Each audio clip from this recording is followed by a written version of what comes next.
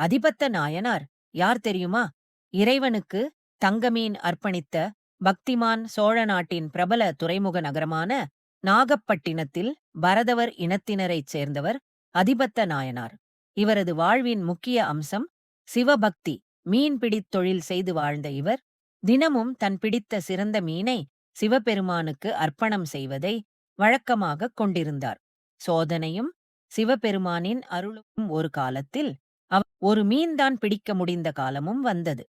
ஆனால் அதனை அவரும் அவருடைய குடும்பமும் உணவாக எடுத்துக்கொள்ளாமல் இறைவனுக்கு அர்ப்பணம் செய்து வந்தார். தினமும் பசியோடு இருந்தும் தன் வழக்கத்திலிருந்து மாற்றம் இல்லாமல் சிவபெருமானுக்கே அர்ப்பணித்தார். இவரது பக்தியை சோதிக்க ஒருநாள் சிவபெருமான் பொன்மீனை வலையில் சிக்குமாறு செய்தார்.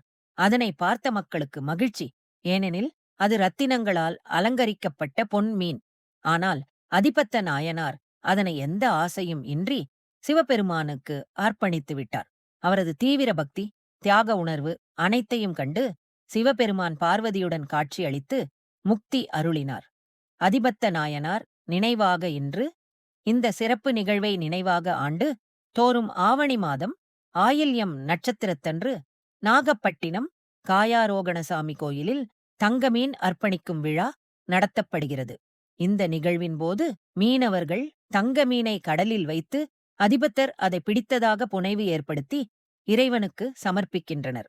அதிபத்த நாயனாரின் குருபூசை ஆண்டுதோறும் ஆவணி மாதம் ஆயில்யம் நட்சத்திரத்தில் சிறப்பாக கொண்டாடப்படுகிறது. திருநாயன்மார்களுக்கு வணக்கம்.